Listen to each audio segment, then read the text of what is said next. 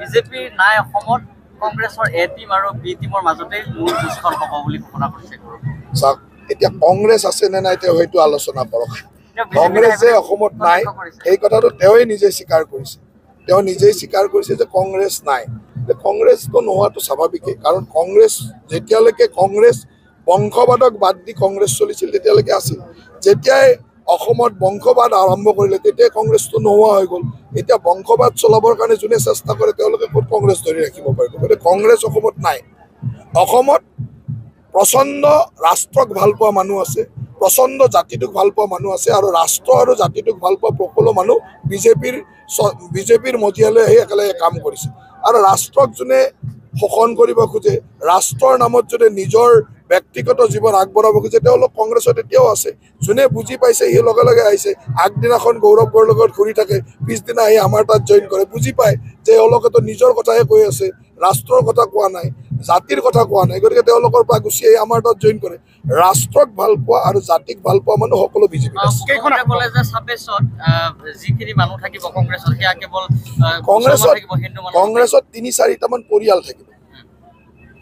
কংগ্ৰেছত ২৬লৈকে ৩-৪টামান পৰিয়াল থাকিব, আৰু সেই পৰিয়ালকেইটা হয়তো এটা দুটা পৰিয়াল হিন্দু হ'ব, বাকীকেইটা ইছলাম ধৰ্মীয় হ'ব। ৩-৪টামান পৰিয়াল থাকিব, তাতকৈ বেছি নাথাকে। তাৰে এটা পৰিয়াল হয়তো হিন্দু হ'ব, আৰু 2-3টা পৰিয়াল মানে মুছলিম হ'ব। ৪-৫টা পৰিয়ালে থাকিব। তেওঁলোকেতো বংশবাদ চলাই আছে, গতিকে তেওঁলোক কেনেকে নোহোৱা হ'ব? ভূপেন বৰাটো নাথাকে, ভূপেন বৰা আহিবই। যোনে পৰিয়াল চলাব খোজে তেওঁ থাকিব।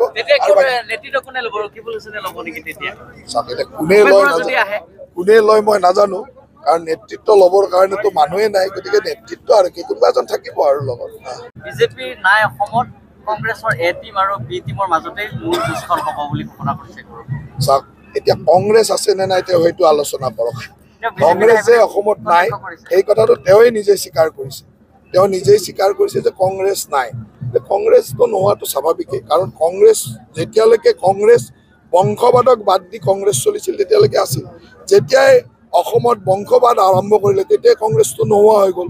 এতিয়া বংশবাদ চলাবৰ কাৰণে যোনে চেষ্টা কৰে তেওঁলোকে ক'ত কংগ্ৰেছ ধৰি ৰাখিব পাৰিব? গতিকে কংগ্ৰেছ অসমত নাই। অসমত প্ৰচণ্ড ৰাষ্ট্ৰক ভাল পোৱা মানুহ আছে, প্ৰচণ্ড জাতিটোক ভাল পোৱা মানুহ আছে, আৰু ৰাষ্ট্ৰ আৰু জাতিটোক ভাল পোৱা সকলো মানুহ বিজেপিৰ মজিয়ালৈ আহি একেলগে কাম কৰিছে। আৰু ৰাষ্ট্ৰক যোনে শোষণ কৰিব খোজে, ৰাষ্ট্ৰৰ নামত যদি নিজৰ ব্যক্তিগত জীৱন আগবঢ়াব খোজে, তেওঁলোক কংগ্ৰেছত এতিয়াও আছে। যোনে বুজি পাইছে সি লগে লগে আহিছে। আগদিনাখন গৌৰৱ গড়ৰ লগত ঘূৰি থাকে, পিছদিনা আহি আমাৰ তাত জইন কৰে। বুজি পায় যে এওঁলোকেতো নিজৰ কথাহে কৈ আছে, ৰাষ্ট্ৰৰ কথা কোৱা নাই, জাতিৰ কথা কোৱা নাই। গতিকে তেওঁলোকৰ পৰা গুচি আহি আমাৰ তাত জইন কৰে। ৰাষ্ট্ৰক ভাল পোৱা আৰু জাতিক ভাল পোৱা মানুহ সকলো বিজেপি।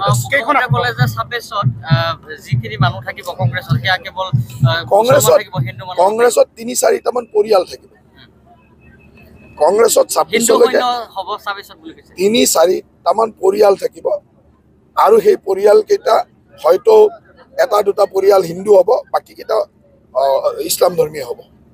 ৩-৪টামান পৰিয়াল থাকিব, তাতকৈ বেছি নাথাকে। তাৰে এটা পৰিয়াল হয়তো হিন্দু হ'ব, আৰু 2-3টা পৰিয়াল মানে মুছলিম হ'ব। ৪-৫টা পৰিয়ালে থাকিব। তেওঁলোকেতো বংশবাদ চলাই আছে, গতিকে তেওঁলোক কেনেকে নোহোৱা হ'ব? ভূপেন বৰাটো নাথাকে, ভূপেন বৰা আহিবই। যোনে পৰিয়াল চলাব খোজে তেওঁ থাকিব।